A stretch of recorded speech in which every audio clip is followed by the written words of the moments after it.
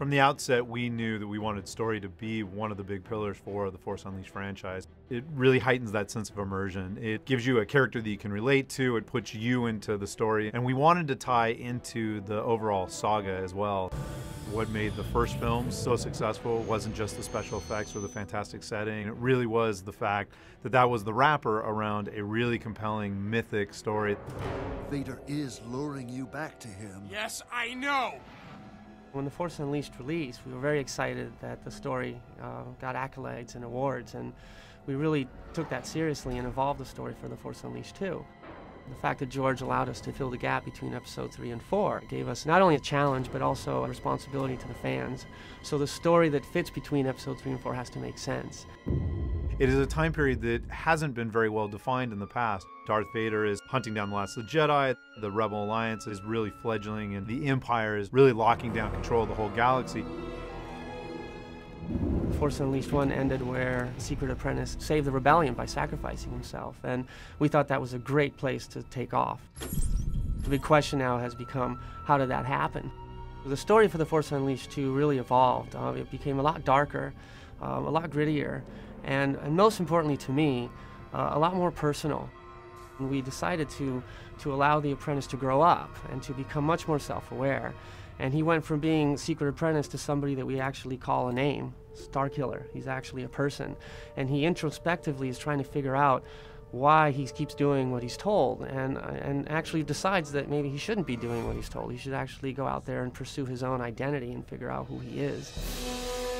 Because we start Starkiller off as allegedly a clone, and a clone who's going insane, immediately we already have a little darker tone to the story as well. So you're not really sure where he's going to end up, whether or not he's a clone, whether or not he's going insane. We've really focused on making him a little bit less about the big galactic struggle and more about this character and what his motivations are and what he's going through. You will return to me and give yourself to the dark side.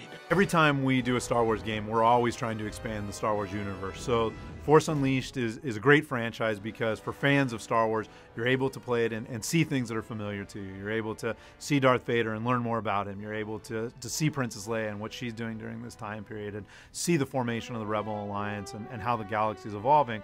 But because we're always expanding everything and adding new things, you also get to encounter new characters. So Starkiller has evolved and become, a hero in his own right. We wanted to continue the story of Starkiller, Darth Vader, Juno Eclipse, and General Kota. But with Force Unleashed 2, Boba Fett and Yoda play really key pivotal roles that are instantly recognizable to fans and make the story stronger. What's really cool about that is that it resonates to some of the things that you might remember for The Empire Strikes Back, where, for example, Luke was trying to figure out his self-identity, and he goes to Dagobah and meets the incredible Yoda. I'm looking for someone. Looking? Found someone you have, I would say. And goes to the Cave of Evil and uses that experience to get to the other side, much more aware, at least much more aware about what his next direction needs to be. We did something very similar for The Force Unleashed 2, where Starkiller, in the hunt for his identity, ends up in Dagobah.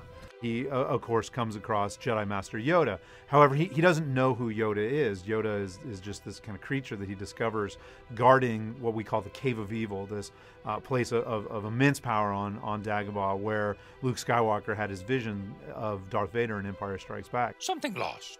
A part of yourself, perhaps. Yoda kind of helps Starkiller figure out the next steps in his journey, really encourages him to go into the Cave of Evil and have a vision of his own in order to continue on his journey and figure out where Juno Eclipse might be.